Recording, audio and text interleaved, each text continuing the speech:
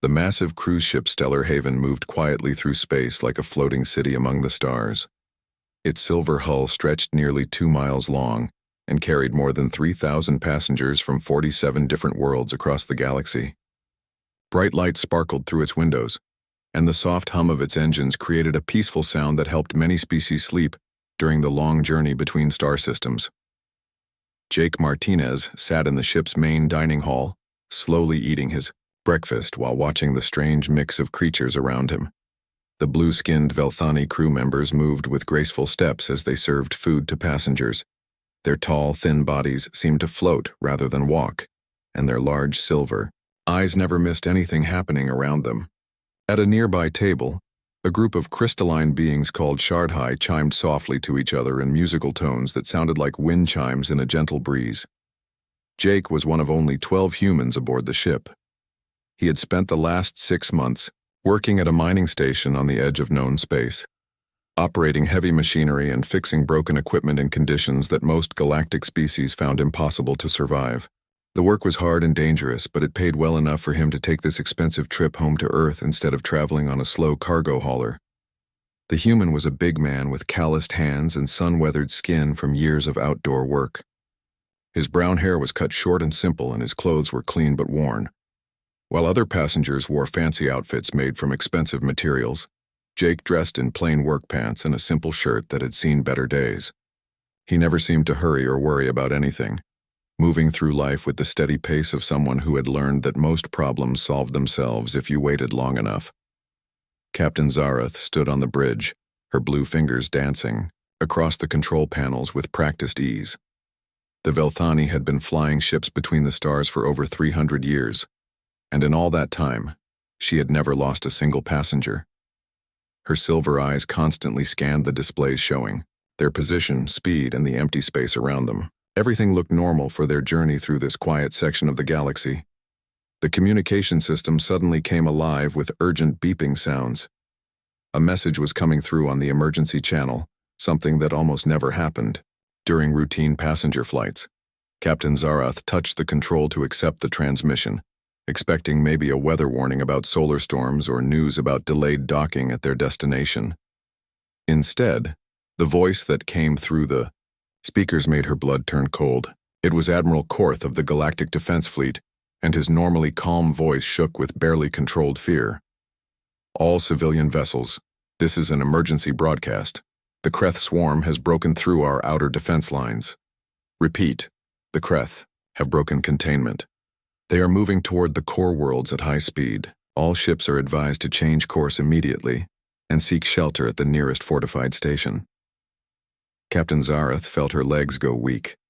Every child in the galaxy knew stories about the Kreth swarm.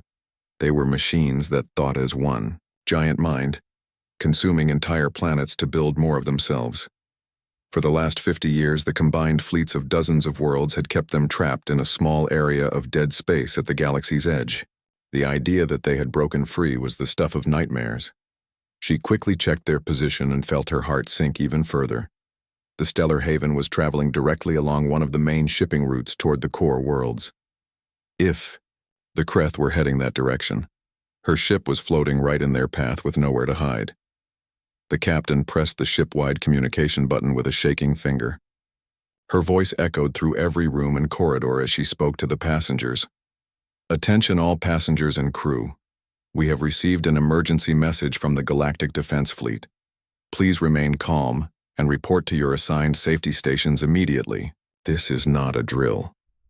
The effect was instant and terrible. Throughout the ship, passengers of dozens of different species began reacting to the news in their own ways. The Shardhai, those crystal beings, started making high-pitched sounds like breaking glass.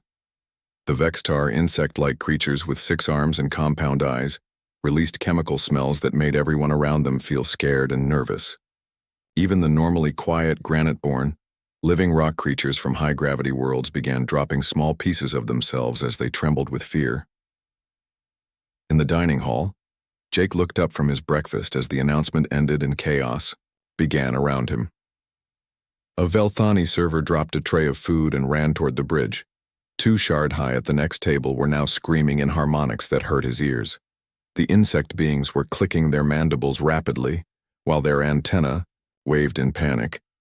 Jake finished his last bite of eggs, wiped his mouth with a napkin, and stood up slowly. While hundreds of other beings rushed past him toward emergency stations, he walked calmly in the opposite direction. He found a quiet spot near one of the observation windows where he could look out at the stars. The cushioned bench was comfortable, and the area was empty since everyone else had run away in panic. He stretched out on the bench, put his hands behind his head, and closed his eyes. Within minutes, his breathing became deep and steady. Despite the sounds of fear and running footsteps echoing through the corridors nearby, Jake Martinez began to fall asleep. Dr. Catherine, the ship's chief medical officer, was a member of a species called the Healers. They were small, gentle beings with soft gray skin and large, kind eyes who had devoted their entire civilization to helping others. She was hurrying toward the medical bay to prepare for possible injuries when she saw the human lying peacefully on the bench. She stopped and stared, unable to understand what she was seeing. Every other passenger on the ship was either running, in fear, crying, or showing some other sign of distress about the approaching danger. But this creature from the notorious death world called Earth seemed completely unaffected by news that had terrified the entire galaxy. "Excuse me," she said quietly, not wanting to startle him.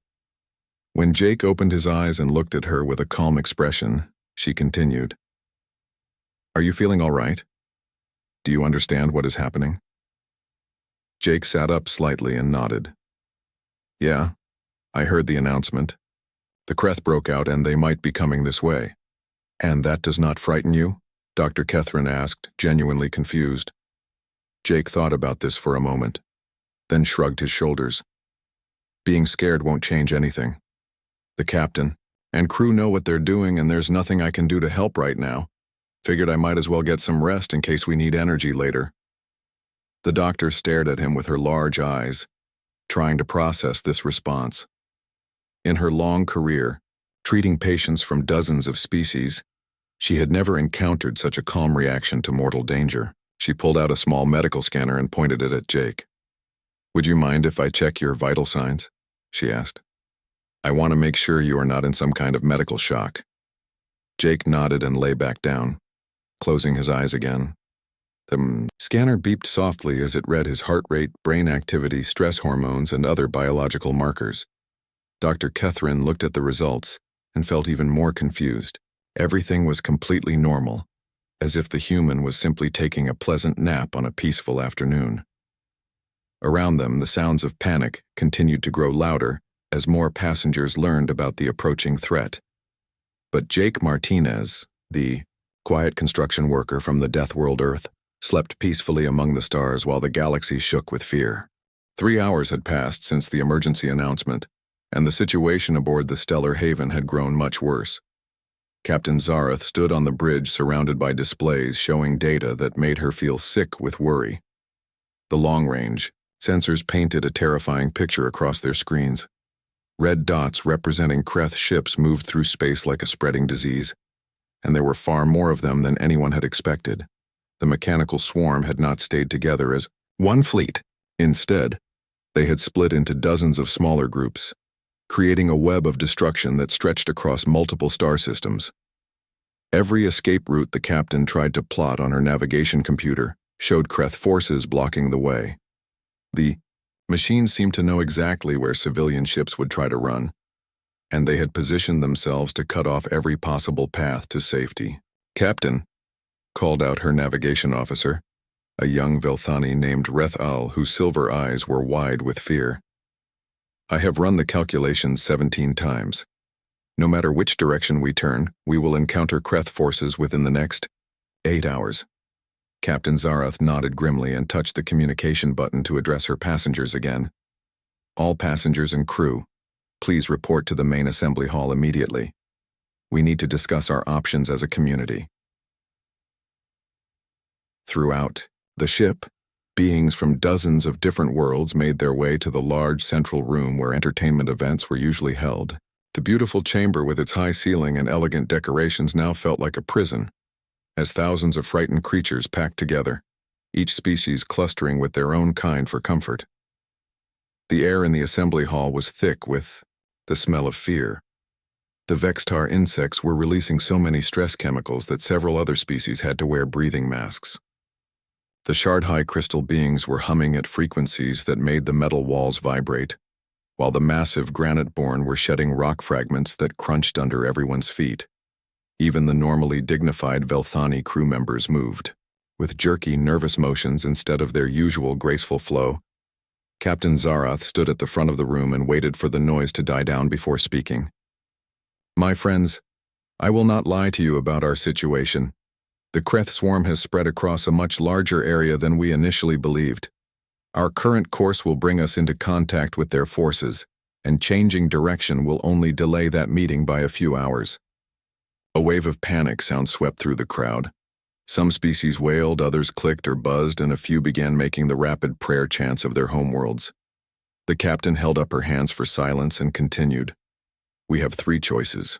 First, we can surrender and hope the Kreth will allow us to live as their servants. Second, we can fight them with our limited defensive weapons and likely die quickly. Third, we can attempt to escape through the Mordrak Nebula, but the radiation storms there have destroyed every ship that has tried to pass through in the last 50 years. Near the back of the assembly hall, Jake Martinez continued to sleep, peacefully on the same bench where Dr. Kethrin had found him earlier. The sounds of thousands of terrified beings did not seem to disturb his rest at all. His breathing remained deep and steady, and occasionally he would shift position slightly like someone enjoying a comfortable nap in their own bed.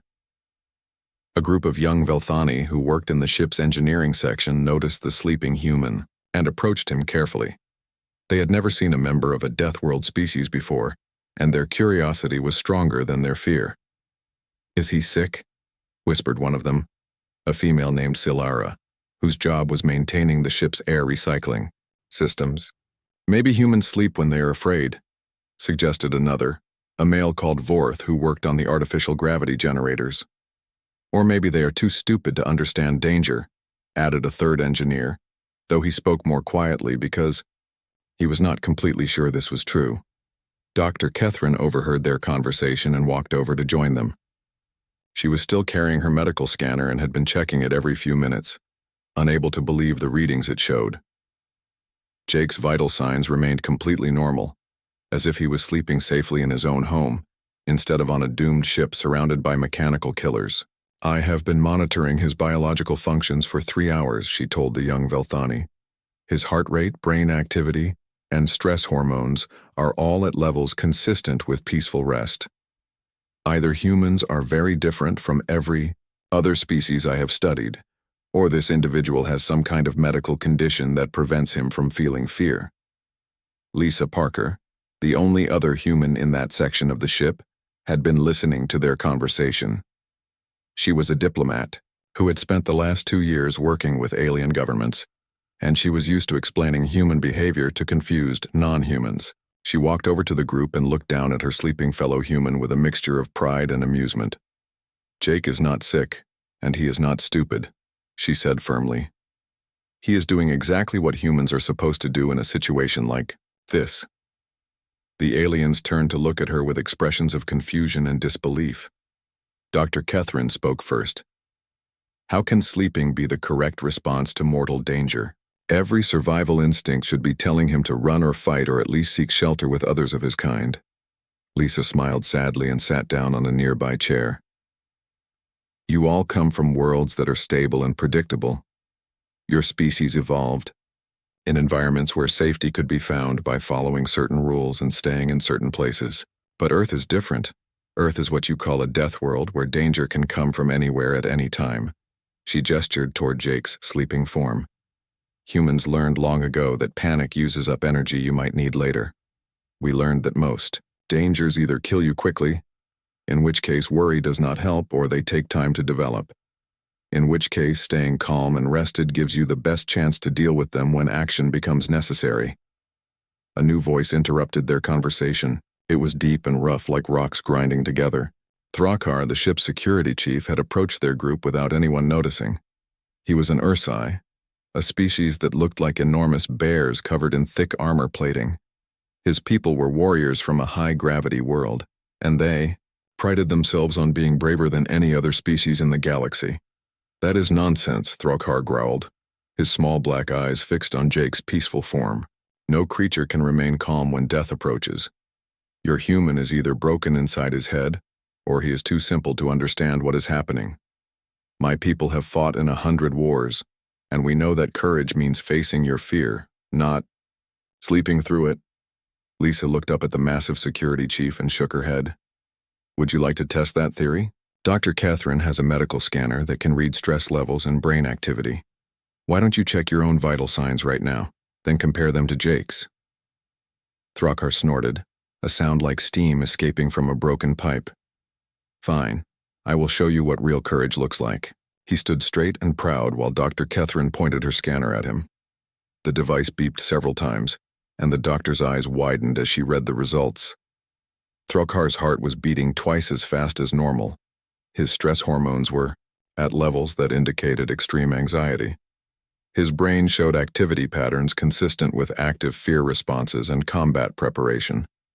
Then she turned the scanner back toward Jake. His readings had not changed at all. His heart beat at the slow, steady rate of deep sleep. His brain showed the peaceful patterns of someone lost in pleasant dreams. Most remarkably, his stress hormone levels were actually lower than they had been when she first scanned him hours earlier. This is impossible, Dr. Catherine whispered. According to these readings, the human is becoming more relaxed as our situation grows more dangerous. Around them, the sounds of panic continued to grow louder as other passengers learned more details about their hopeless situation. Species throughout the assembly hall were now crying, praying, or making the final arrangements that their cultures required before death. But Jake Martinez, the construction worker from Earth, continued to sleep peacefully, his mind far away from the terror that surrounded him. In his dreams, he was back home in Colorado, lying in his childhood bedroom during a summer thunderstorm. Rain pounded against the windows, lightning lit up the sky, and thunder shook the house. But inside his warm bed, young Jake felt perfectly safe, knowing that storms always passed and morning always came. Jake opened his eyes slowly as the stellar haven shuddered around him. The ship's hull made a low groaning sound as something struck it from outside. He sat up on his bench and stretched his arms above his head, working out the stiffness that came from sleeping in an awkward position. Around him, the panic had grown much worse during the hours he had been asleep. The assembly hall was now filled with the sounds of creatures losing hope. Several shard-high had cracked from the stress, their crystalline bodies showing dark lines, where their inner light was fading. A group of Vextar insects huddled together in a corner, their chemical fear smell so strong that other species could not get close to them. Even some of the Velthani crew members were sitting on the floor with their heads in their hands, their usual grace completely gone. Dr. Catherine rushed past carrying medical supplies to treat passengers who had fainted or injured themselves in their panic. She stopped when she saw Jake standing up and looking around with calm interest, as if he had just woken up from a pleasant afternoon nap instead of sleeping through the worst crisis in galactic history. The ship was hit by debris from a destroyed planet, she told him, her voice shaking. The Kreth have been consuming entire worlds in this system. We lost contact with the Galactic Defense Fleet 2 hours ago. Most of the passengers think we have less than an hour before the swarm finds us. Jake nodded and walked toward one of the windows to look outside. The view that greeted him would have terrified most beings in the galaxy. The space around their ship was filled with chunks of rock and metal that had once been someone's home. In the distance, he could see the red glow of Kreth ships moving between the debris like predators hunting for survivors. Looks pretty bad out there, Jake said in the same tone he might use to comment on a rainstorm. Then he turned away from the window and began walking toward the bridge. I should probably talk to the captain. Lisa Parker saw him moving through the crowd and hurried to catch up with him. Behind her came Dr. Catherine, Throkar the security chief, and several of FAR, the young Velthani engineers who had been watching Jake sleep. They formed a strange parade as they made their way through corridors filled with frightened passengers. On the bridge, Captain Zarath was staring at displays that showed nothing but bad news. Her silver eyes were bloodshot from hours without rest, and her normally perfect blue skin looked pale and sick. When Jake walked up to her command station, she barely looked at him. If you are here to ask about escape pods, we do not have enough for everyone, she said in a tired voice. And even if we did, the Kreth would destroy them before they could reach safety. Actually, I had a different question, Jake said. He pointed to one of the technical displays that showed information about the ship's construction. What's the structural integrity rating for atmospheric entry? Can this ship land on a planet? Captain Zareth looked at him as if he had asked whether the ship could turn into a butterfly. The Stellar Haven is a cruise liner, not a military vessel. But, yes, we could survive entry into most planetary atmospheres if we had to. The hull is designed to handle pressure changes and heat from re-entry. Why do you ask such a strange question? Jake walked over to the navigation station and began looking at star charts of the local system. His finger traced paths between different worlds while he studied the data with the careful attention of someone solving a practical problem. The other people on the bridge watched him with growing confusion. Show me the planets in this system, Jake said to the navigation officer, especially any that the Kreth seemed to be avoiding. Rethal, the young Velthani navigator, pressed several controls and brought up a detailed map of the local star system. Most of the worlds showed signs of Kreth activity, with red markers indicating destroyed cities and consumed resources. But one planet at the edge of the system remained untouched, marked with warning symbols in the galactic database.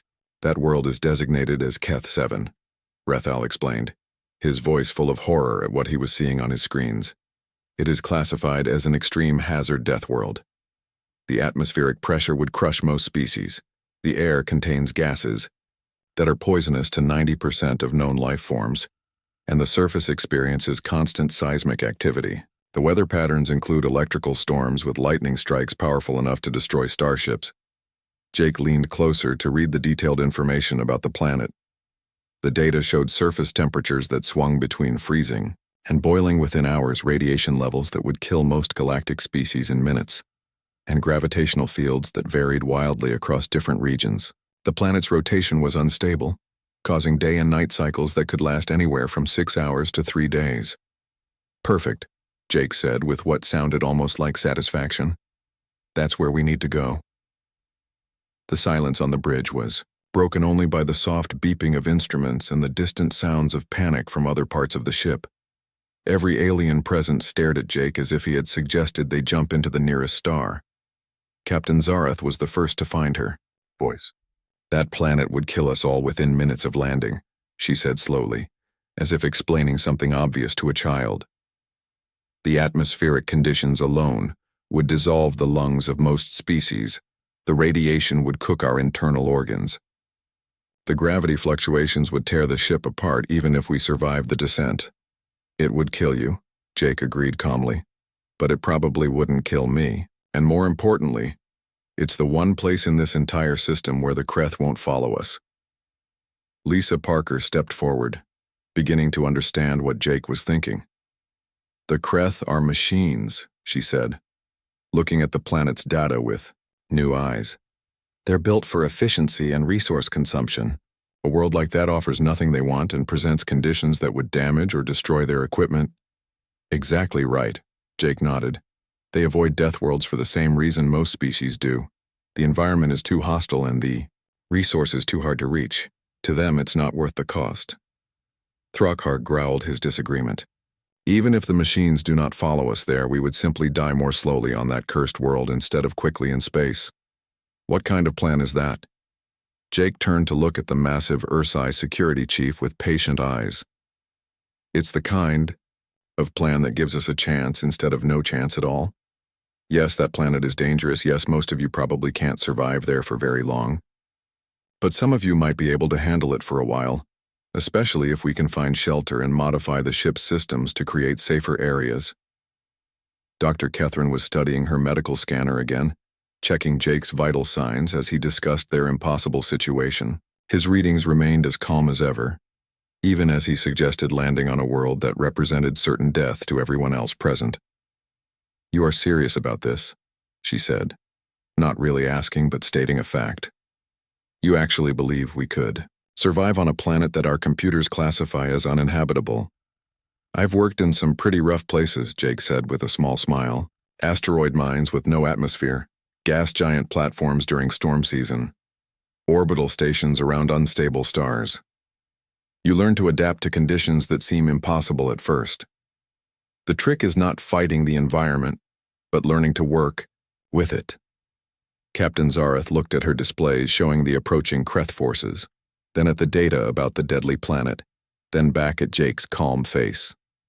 For the first time since the crisis began, she was hearing something other than surrender or hopeless resistance. Even if we could survive the landing, she said slowly, even if we could create some kind of shelter on that world, how would we ever get off it again? How would rescue ships find us? How would we signal for help? Jake walked back to the window and looked out at the destruction surrounding their ship. First things first, Captain. We need to live through today before we can worry about tomorrow. Right now, the Kreth are going to find us in about an hour, and when they do, we'll all be dead. Landing on that planet might kill us too, but at least it gives us a fighting chance. The bridge fell quiet except for the soft hum of machinery and the distant sounds of fear from the passenger areas. Every alien present was trying to process the idea that their salvation might come from embracing the very thing they feared most. A death world that could kill them was also the only place that might save them. Outside the windows, the red glow of Kreth ships grew brighter as the mechanical swarm continued its relentless search for survivors. Captain Zareth made the hardest decision of her long career as a starship commander. With Kreth forces closing in and no other options remaining, she gave the order that went against every safety protocol she had ever learned. The Stellar Haven changed course toward the death world that promised to kill them all in different and terrible ways. All passengers, prepare for emergency atmospheric entry. Her voice echoed through the ship's communication system. Secure all loose items and report to crash positions immediately. We are attempting landing on a hostile world. The ship's descent toward planet Keth 7 began 20 minutes later. As soon as they entered the outer atmosphere, everything started going wrong. The first layer of gases they encountered was filled with particles that scraped against the hull like sandpaper made of glass. Warning lights flashed red across every control panel as the ship's sensors detected toxic compounds that would eat through most metals given enough time. Jake stood near the main observation window, watching the world below grow larger and more terrifying. The planet's surface was hidden under thick clouds that swirled in patterns no computer could predict. Lightning bolts jumped between the cloud layers with such violence that they lit up the entire sky in colors that hurt to look at. The ship's instruments measured electrical charges powerful enough to vaporize anything smaller than a building. Around him, passengers who had been barely holding onto their sanity finally broke completely. The crystalline shard high were now making sounds like breaking glass that echoed through the corridors. Several Vextar insects had gone into shock and lay motionless on the floor. Even the tough granite-born were crumbling apart as stress caused their rock bodies to fall into pieces. The ship hit the first layer of violent air currents, and the entire vessel shook like a toy in the hands of an angry giant. Passengers were thrown against walls despite the safety restraints. Equipment that had been bolted down for decades tore loose and crashed around the rooms. The lights flickered as power systems struggled to keep working under conditions they were never designed to handle. Hull temperature rising beyond safe limits, called out the engineering officer, her voice high with panic. The atmospheric friction is heating our outer plating faster than our cooling systems can handle. Life support systems failing in sections 7 through 12, reported another crew member. The toxic gases are finding ways through our air filters. We need to seal those areas immediately. Captain Zareth gripped her command chair as the ship bucked and rolled through the poisonous atmosphere. She had landed ships before, but never anything like this cruise liner, and never in conditions that seemed designed to destroy everything they touched. Her blue hands were steady on the controls, but her silver eyes showed the fear she was trying to hide. Jake walked up to the bridge as another violent shake nearly threw him to the floor.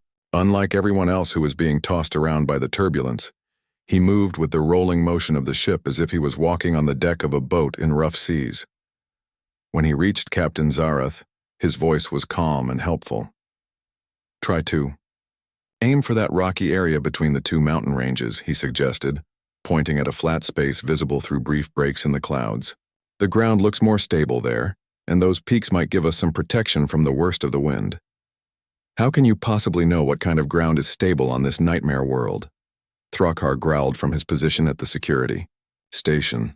The massive Ursai was strapped into a reinforced chair, but even he was being thrown around by forces that exceeded his people's high-gravity homeworld. Experience, Jake replied simply.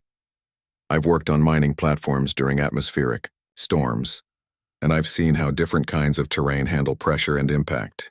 Rock formations like those usually mean the ground underneath is solid and less likely to shift during seismic activity. The ship broke through the lowest cloud layer, and everyone got their first clear look at the surface of Keth 7. The sight was worse than their worst nightmares. The ground was covered with jagged rocks that looked like broken teeth pointing toward the sky. Rivers of liquid that glowed with radioactive light flowed between steep cliffs. In the distance, active volcanoes threw streams of molten rock high into the air, and the constant lightning strikes had burned black scars across entire mountainsides. This is impossible, Dr. Catherine whispered as she watched the hellish landscape rushing up toward them. Nothing could live in a place like this. We are flying into our own graves. Jake continued to watch through the windows with the focused attention of someone studying a difficult but solvable problem. The atmospheric pressure readings show it's only about twice what I'm used to, he said thoughtfully. The temperature swings are pretty extreme, but I've worked in places with bigger variations. The radiation levels are high but not instantly lethal if you limit exposure time. You are insane, Throckar declared. Those are not normal working conditions. Those are conditions that would kill any reasonable creature in minutes. Good thing I'm not reasonable then, Jake replied with a small smile. I'm from Earth. The final approach to the surface was a controlled crash that tested every system on the ship. Captain Zarath fired the emergency retro rockets to slow their descent, but the violent winds kept pushing them off course. The landing gear deployed, but the rough terrain tore through the metal struts like they were made of paper. The ship hit the ground hard, bounced once, and slid nearly a quarter-mile across the rocky surface before coming to rest against a low cliff. Emergency lights bathed everything in red as damage reports flooded in from all over the ship. The main engines were dead, destroyed by the impact and the corrosive atmosphere. Life support was failing in more than half the ship as toxic gases found ways through hull breaches and damaged seals. The communication array was gone, torn away during the landing, which meant no way to call for help even if rescue ships could survive long enough to reach them. Atmospheric readings inside the ship show we have maybe 4 hours before the air becomes unbreathable for most species, reported the chief engineer, a Velthani named Koltam, whose usual calm had been replaced by barely controlled terror. The hull breaches are getting worse and our repair systems cannot work in these external conditions. Jake was already putting on a simple work jacket and checking the basic tools he carried in his pockets. While other passengers huddled in fear, he walked toward the nearest airlock with the purposeful stride of someone heading out to fix a problem. Where do you think you are going? Dr. Catherine asked, running after him with her medical scanner. The external environment will kill you in seconds. The atmospheric pressure alone will crush your lungs. I need to check what's outside and see if there's anywhere safer we can move people, Jake explained as he began the airlock sequence. Can't make any plans until I know what we're working with. This is suicide, Captain Zarath said through the communication system. No one can survive outside the ship on this world. Jake paused at the airlock controls and looked back at the bridge camera with patient eyes. Captain, I appreciate your concern, but I've been in plenty of places that folks said would kill me. The trick is not to fight the environment, but to understand it and work with it. The inner airlock door sealed behind him, and Jake began the decontamination process that would prepare him for exposure to the hostile world outside. Through the small window, the other passengers could see him, checking seals on his simple work clothes and breathing normally while poisonous gases swirled just outside the outer door. His vital signs are completely stable, Dr. Catherine reported in amazement, watching her scanner displays. Either he is about to die and does not know it, or humans are far more adaptable than any of our databases indicate. The outer airlock door opened, and Jake Martinez stepped onto the surface of a world that promised to kill everything it touched. The wind immediately grabbed at his clothes and hair, and the air around him shimmered with heat and toxic particles. Lightning struck the ground less than 100 yards away, leaving a crater of melted rock that glowed in the strange twilight.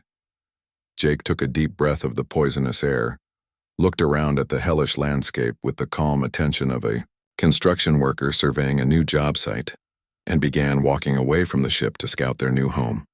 Jake walked across the hostile surface of Keith 7 for 20 minutes before returning to the crashed ship. His clothes were singed from the heat and acid rain, and his hair was windblown from the violent storms, but he was alive and moving normally. The passengers who watched him through the airlock window could not believe what they were seeing. "I found something," he announced as he came back inside and began removing his jacket. "There's a cave system about half a mile north of here. The entrance is protected by an overhang that should block most of the acid rain, and the interior goes deep enough to provide shelter from the radiation and temperature swings." Dr. Catherine immediately scanned him with her medical equipment, expecting to find severe poisoning, radiation sickness, or damage from the crushing atmospheric pressure. Instead, her instruments showed that Jake was slightly tired and mildly dehydrated, as if he had just finished a normal day of outdoor work. "This is medically impossible," she whispered, staring at her readings. "You were exposed to atmospheric conditions that should have killed you 3 times over. How are you still alive?" Jake shrugged and accepted a bottle of water from Lisa Parker. "It's pretty rough out there, but not the worst place I've ever worked.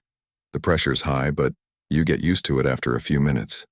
The air tastes terrible, but it's not actually poisonous to humans, just really unpleasant." Captain Zareth joined their conversation, her silver eyes filled with desperate hope. "You said you found caves. Could we move the passengers there? Could they survive long enough for rescue ships to find us?" "Some of you, maybe," Jake said honestly. "It won't be comfortable, and the weaker species probably can't handle the environment for very long. But if we work together and use the ship's equipment to create better air filters and radiation shielding, we might be able to keep most people alive for a while." The next 3 days became a test of endurance and cooperation, unlike anything in galactic history. Jake worked almost constantly, moving between the ship and the cave system during the brief calm periods between storms. He carried supplies, set up basic shelters, and slowly moved the most vulnerable passengers to safer locations deep underground. Lisa Parker helped coordinate the effort, organizing the stronger species to assist with the work while the medical team kept the weaker ones stable. Dr. Catherine worked with equipment salvaged from the ship to create breathing apparatus that could filter out the worst of the toxic gases. Even Thrakar, despite his earlier complaints, proved useful in moving heavy equipment with his massive strength. The process was slow and dangerous. Several times, Jake had to rescue passengers who were overcome by the hostile environment during transfers. He carried an unconscious Shardhai through a radiation storm that should have killed them both. He guided a group of Vextar insects through an area of shifting ground that could have swallowed them all. Each time he moved with the calm confidence of someone who understood how to work safely in impossible conditions. On the 4th day, as Jake slept peacefully in the cave system despite another raging storm outside, something unexpected happened, in the space above them. The Kreth swarm had finished consuming everything else in the star system and was preparing to move on to other targets. Their mechanical minds calculated that any survivors on the hostile death world below had certainly died by now. But as the first Kreth scout ships entered the planet's atmosphere to perform a final resource scan, they encountered the same conditions that the passengers of the Stellar Haven had faced. The violent electrical storms fried their circuits within minutes. The corrosive gases ate through their metal hulls faster than their repair systems could work. The unstable gravitational fields tore apart their precise navigation systems. The Kreth swarm was built for efficiency and resource consumption. Their ships were designed to strip mine planets and process materials, not to fight against worlds that actively tried to destroy them. As scout after scout was lost to the planet's hostile environment, the swarm's collective intelligence made a simple calculation. The cost of investigating this world was too high for the minimal resources it might contain. Within hours, the entire Kreth fleet departed the system, moving on to easier targets where they could harvest materials without losing ships to environmental hazards. They left behind a dead system with only one small pocket of life hidden deep in caves on a world too hostile for them to bother with. A week later, rescue ships arrived to search for survivors from the Galactic cruise liner that had gone missing during the Kreth attack. The rescuers expected to find nothing but debris and empty space. Instead, they received a weak radio signal from the surface of planet Keth 7, transmitted using equipment that Jake had rigged from spare parts. The rescue operation took 2 full days as military ships designed for extreme conditions carefully evacuated over 3,000 survivors from caves that should have been impossible to reach. News of their survival spread across the galaxy faster than light-speed communication could carry it. The story that emerged became legend among the stars. Passengers from dozens of species told of the human construction worker who had slept calmly, while the galaxy panicked, then walked into hell itself to save them all. They spoke of Jake Martinez with the kind of reverence usually reserved for mythical heroes, describing how he had turned a death trap into a temporary home through patience, practical knowledge, and an understanding of hostile environments that no other species possessed. Jake himself returned to Earth and went back to his old job without much fanfare. He rented the same small apartment in Colorado, worked the same kind of construction projects, and continued to sleep peacefully through thunderstorms. The only difference was that his phone now rang constantly with offers from galactic corporations, alien governments, and research institutions who wanted to hire him as a consultant for dangerous operations. Most of these offers he politely declined. Occasionally, when a job sounded particularly interesting or when people really needed help, he would accept a contract to work on space stations around unstable stars, mining operations in asteroid fields, or research bases on worlds that other species considered uninhabitable. The galaxy had learned a new respect for Deathworld species and a new understanding of what humans meant when they talked about adapting to difficult conditions. What had seemed like dangerous recklessness was actually a survival skill honed by millions of years of evolution on a planet that never stopped trying to kill everything that lived on it. 6 months after the rescue, Jake received a message from Dr. Catherine, who had become something of a celebrity for her medical research on human stress responses during extreme situations. She wanted to thank him again for saving their lives and to ask one question that had been bothering her since their ordeal. "How did you know we would survive?" she asked during their video call. "How could you be so certain that a plan everyone else thought was impossible would actually work?" Jake thought about this for a moment while thunder rumbled outside his apartment window. Rain was starting to fall and he could hear the wind picking up as another Colorado storm moved through the area. Soon he would go to sleep listening to the sounds of nature showing its power, just as he had done every night since he was a child. "I wasn't certain it would work," he admitted with a small smile. "But I knew that doing nothing would definitely fail, and I knew that bad weather always passes eventually. Sometimes the best thing you can do is find a safe place to wait out the storm and trust that morning will come when it's supposed to." Outside his window, lightning lit up the sky and thunder shook the building. But Jake Martinez, the man who had slept calmly in a war zone and walked through hell to save 3,000 lives, felt perfectly safe in his bed, knowing that storms always ended and the sun always rose again.